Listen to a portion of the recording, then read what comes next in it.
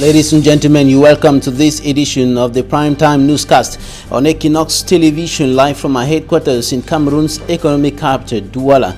I am Bablet Jonathan. In our top stories in this edition of the news, the bishops of the Bamenda Ecclesiastical Province of the Roman Catholic Church have called on the separatist fighters, the government, the military, and the Anglophone diaspora to do everything possible for an effective back-to-school come September 2nd, 2019 for the 2019-2020 academic year. This is contained in a letter in which they have condemned the atrocities being committed within the context of the Anglophone crisis in the two crisis-stricken regions of the Republic of Cameroon. Also in this newscast, we shall talk about the shipwreck in Limbe in the southwest region of the country, the incident that left at least 3 persons dead and over 8 others severely injured. At least 100 of the persons who were on board the ship have been rescued by elements of the National Armed Forces, including those from the Rapid Intervention Battalion and the Navy.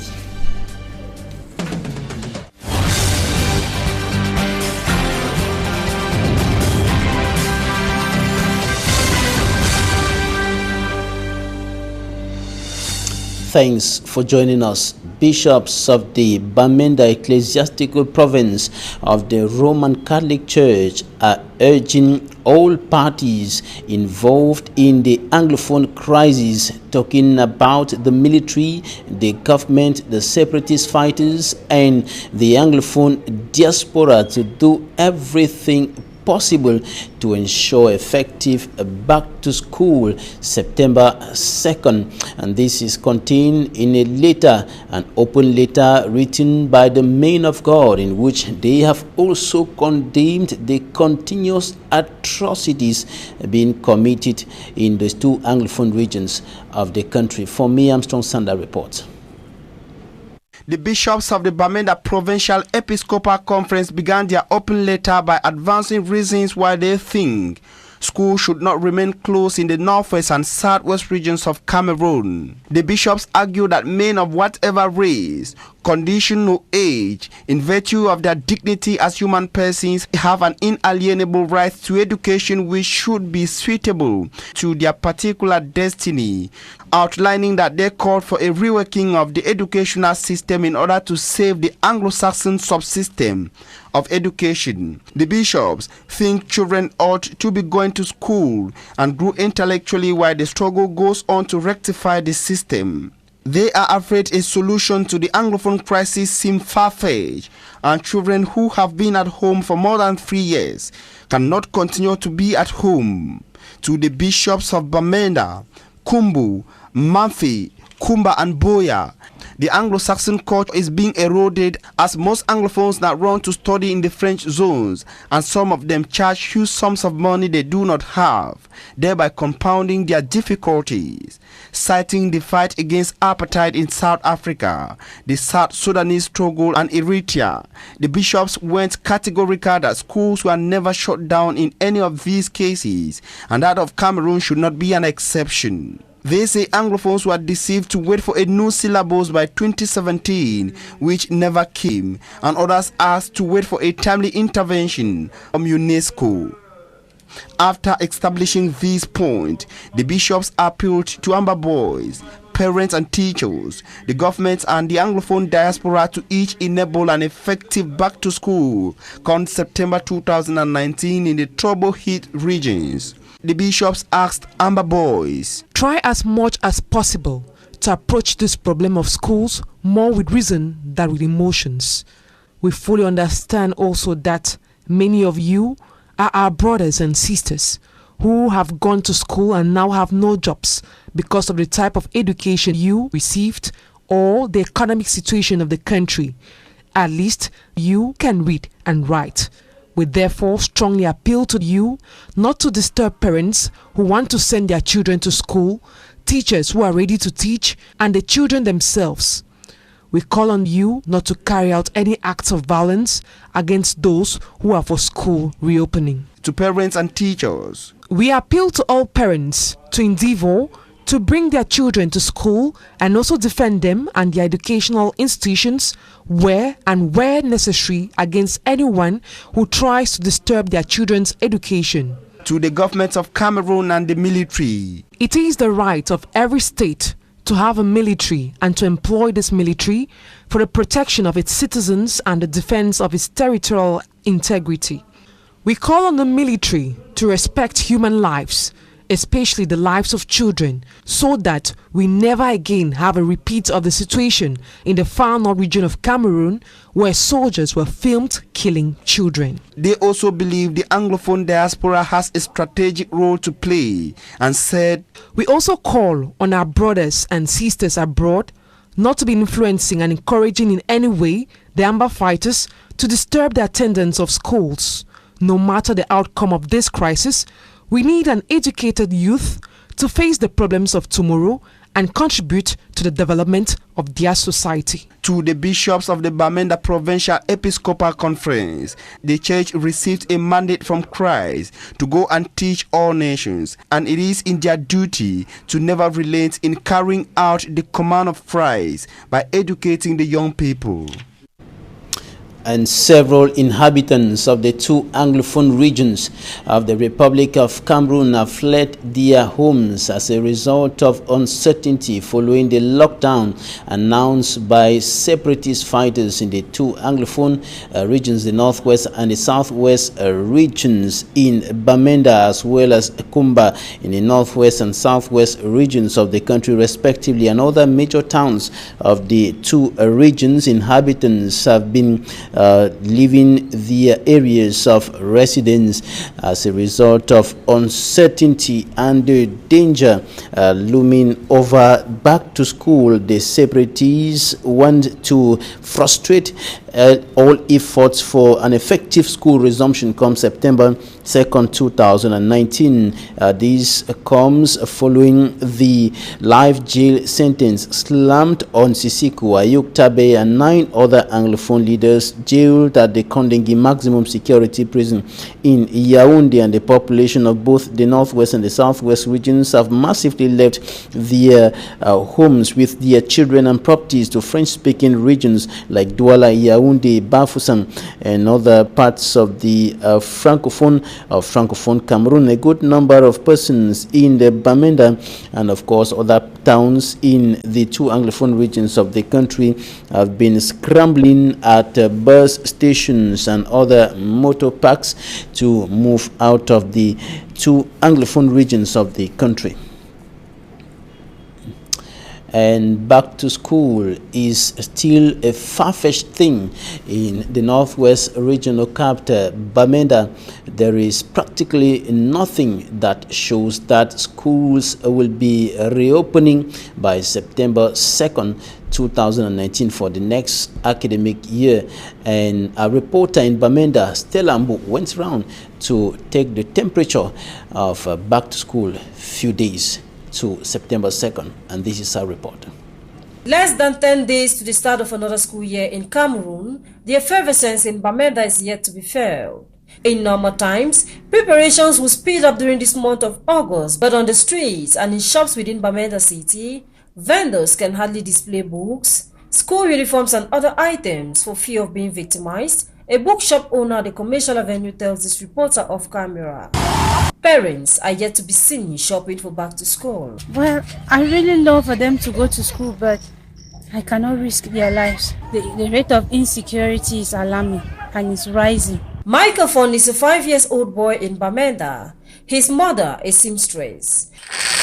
The chalk she uses to mark points on dresses as she designs is what Micah is using to write on everything he sees.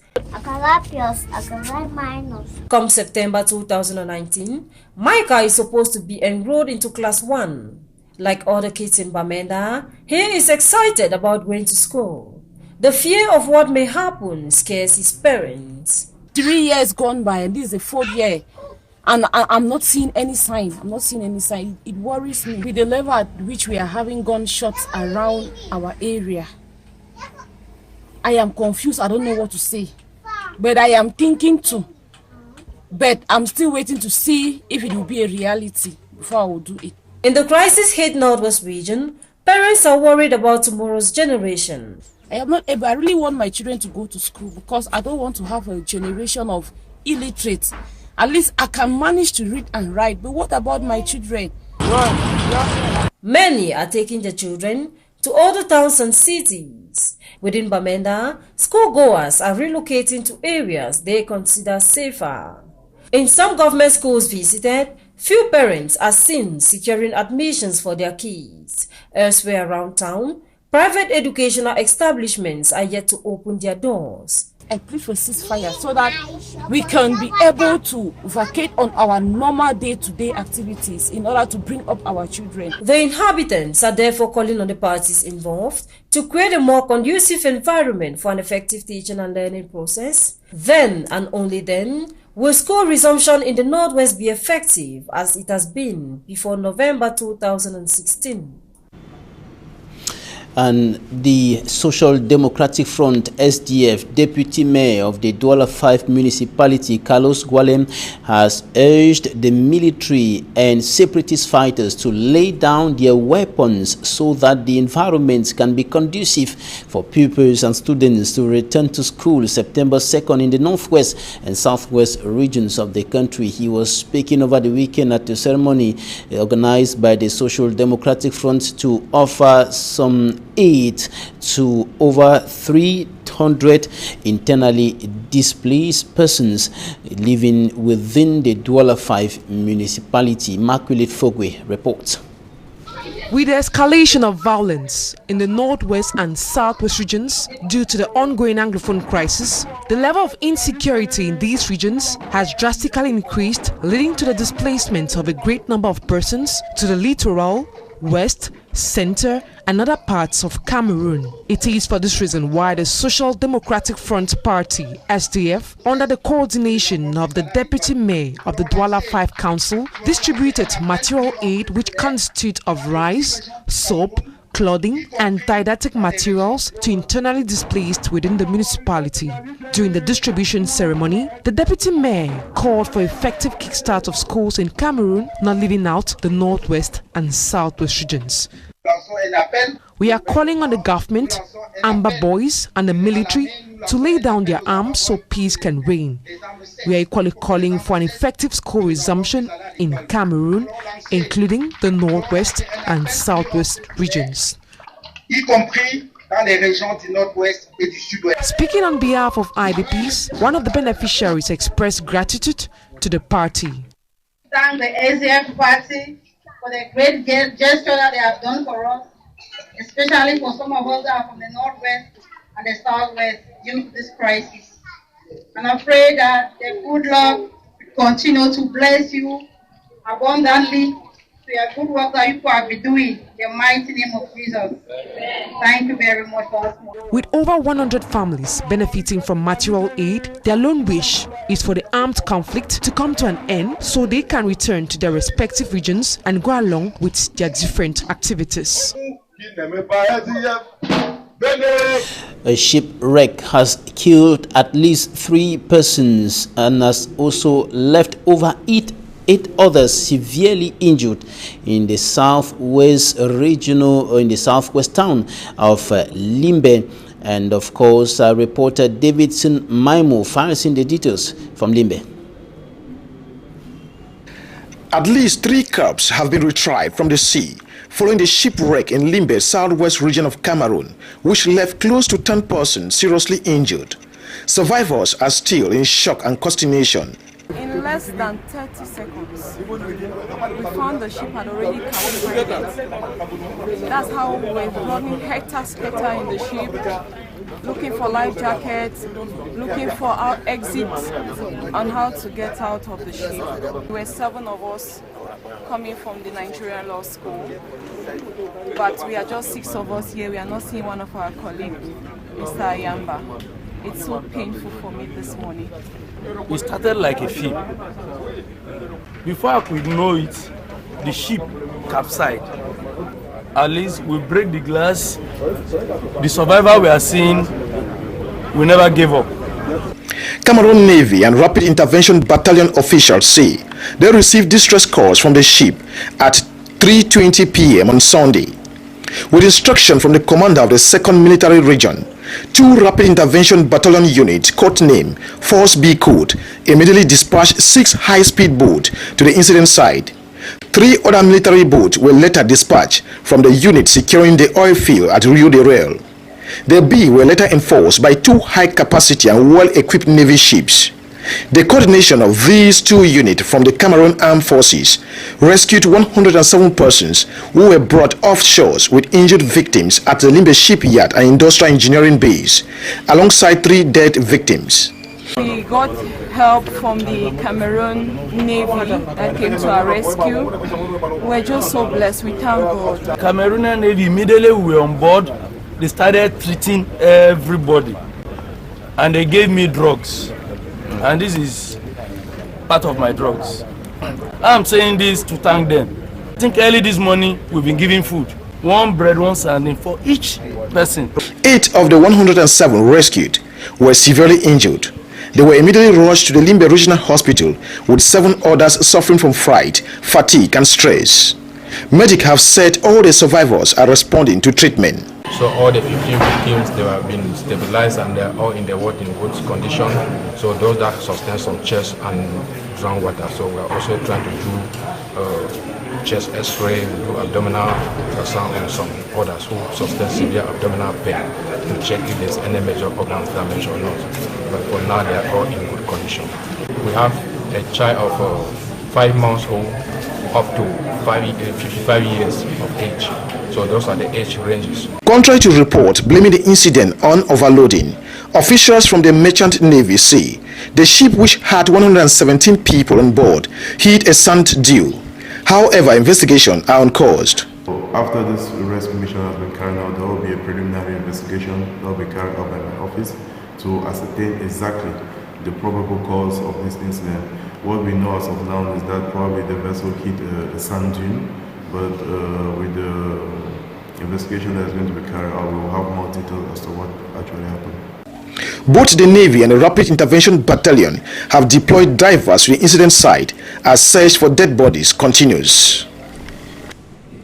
107 of the 117 persons who were on board the ship have been rescued by elements of the Rapid Intervention Battalion and the Navy, and the 2 military bodies have dispatched divers to the site of the incident, and the search of other survivors still continues. At least 3 persons died in that incident. The whereabouts of the others remains unknown till now. And for greater details, here's an extract of what Lieutenant Colonel Emmanuel Sone Ajang told our Limbe-based correspondent Davison Maimo. Take a listen. It's a vessel that normally plies the maritime route between Calabar in Nigeria and Tiko in Cameroon. On this fateful day yesterday, the 25th of August, it was on its way back to Tiko from Calabar, and we received a distress signal around 3:20 p.m. saying that the vessel had some issues. Immediately, maritime forces of Cameroon, that is the Cameroon Navy and the B, rushed to the area, assisted by other vessels that also received the distress signal from the oil platforms. This point where the distress signal was coming from is located not very far from our maritime boundary with the Federal Republic of Nigeria.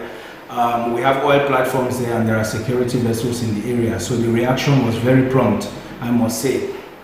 And we got there and we were able to carry out rescue operations. We rescued more than 107, and we also recovered, unfortunately, 3 corpses. Even those who were alive, the survivors, there were some who sustained some major injuries. And I want to salute here the very professional and prompt reaction of the medical personnel of the Limbe Regional Hospital. Unfortunately, there are still some people who are trapped inside the vessel. So the waters there are rough, no doubt, but this is a stable, big vessel that should not go over so fast. And so we are still, there's investigations that have been put on the way, ordered by the hierarchy, to see as to the real causes of this incident. But right now we are focused, the Navy and the BA are focused on the rescue operations. Now we go up north to talk about some women in Kolofata in the far north region of the country. The women in that part of the country are living in very difficult and even precarious living conditions characterized by chronic poverty and hardship, and this is one of the elements that contribute to favoring the fact that some of them are joining the terrorist organization Boko Haram, or helping them in their activities. And to turn the tide, some civil society organizations have been training some of the women in order to help them to be able to put food on their table every day, to avoid their children or they themselves helping Boko Haram in its activities. Hemini Luga reports. After the last case, which left some women in the far north region half their ears chopped off by the terrorist Boko Haram group, fear keeps reigning in the region. Wept in a terrorized atmosphere, the women barely have little or nothing to rely on for a living. To empower them, they have received foodstuffs and training as a result of the civil society's initiative. We have learnt a lot, for instance, how to make groundnut oil. We are grateful. While noting that women are mostly used as informants to the Boko Haram group, vigilance was preached to the population at large and women in particular in this exercise. Everyone should be vigilant in a bid to stop the insurgent group. 100 women were then beneficiaries of this goodwill initiative, which had specific objectives. The objective here is to give hope to this population. Though having passed through very bitter stories, there is need to turn a new page. Noting that it is approximately 5 years since the attacks commenced, much was believed to have been settled between women of this area and the Boko Haram terrorists. According to the divisional officer of Kolofata, it remains a bedrock in the matter. We are working towards limiting possible collaboration of the insurgent group and the population. You know, at times, women are used in such transactions. We want this to stop. Having empowered the women in this donation exercise, much is then hoped to have helped them turn a new page of life. Cameroon has been ranked the second country in the sub-Saharan region with a resilient economy, and this follows a recent analysis conducted and documented by a rating Moodys agency. And of course, the agency suggests Cameroon needs to do more by cutting investment expenditures. Inocenazi reports. Inocenazi with that report on the ranking of an agency that has placed Cameroon at the position of the second position of countries in sub-Saharan Africa with resilient economy with regards to the performance of Cameroon, but is demanding that Cameroon should do more in cutting down investment expenditures and of course functional budgets of some institutions. According to the rating agency Moodys concern on public spendings, Cameroon is one of the sub-Saharan African countries that has a greater capacity to adjust its public spending in the event of a new external shock. In a recent analysis document, Cameroon joins Rwanda and Cote d'Ivoire to enjoy the greatest flexibility in spending, reflecting high levels of capital spending and the concessional nature of debts with interest expense inclusive.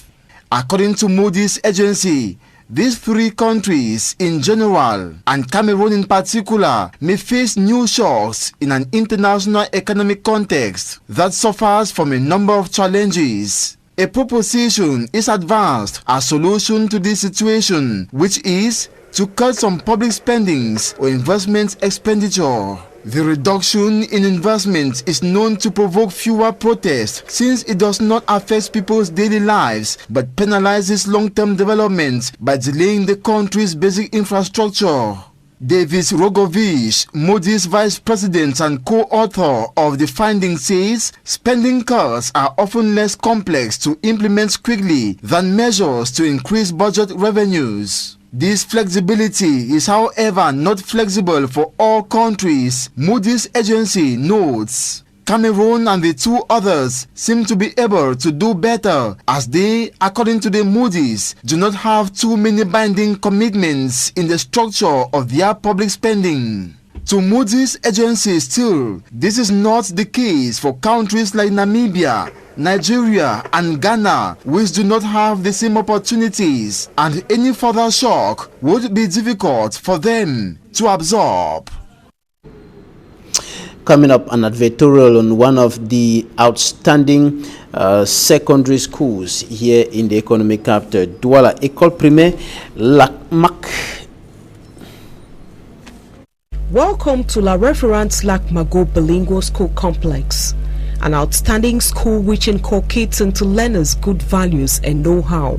Dissected into two, La Reference Lac-Mago graduates on a yearly basis pupils of the pre-nursery, nursery and learners who have gone through class 1 to 6 for the Anglo-Saxon system. La Reference Lac-Mago School Complex is a lay private institution with a complete nursery and primary section.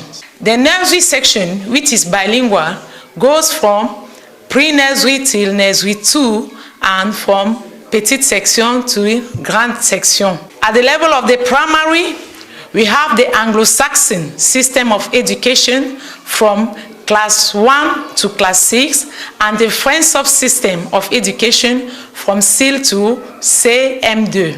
As well as pupils of the Francophone section who have gone through CIL to CM2. The results remain outstanding. Our performances were as follows during the 2018-2019 academic year. The general common entrance, we had 100% with the best candidate of Government Technical Bilingual School, Bonaberi, coming from La Reference Lac-Mago Bilingual School Complex. The first school living certificate, 100%. The concours d'entrée en 6e, 83.33%, and the certificat d'études primaires, 100%. Excellent results explained by the hard work of the school staff, which efficiently offers free holiday classes to all its pupils. An intense period of learning. I'm a parent here in Groupe Scolaire Bilingue La Reference. We all know this school is a very great school in the way they train and bring up kids. Particularly my kid who was in nursery 2, as I speak now, my kid can read and write in nursery 2. So I appreciate the work Groupe Scolaire La Reference are doing. Learning in a convenient and clean environment is also what makes the school outstanding.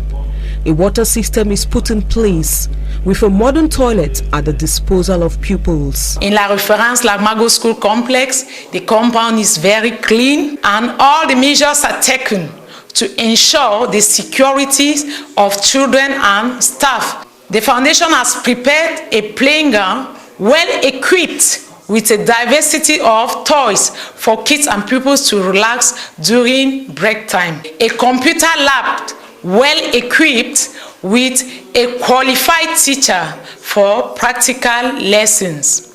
Opened to every parent, registration, which has commenced since July 8, remains affordable.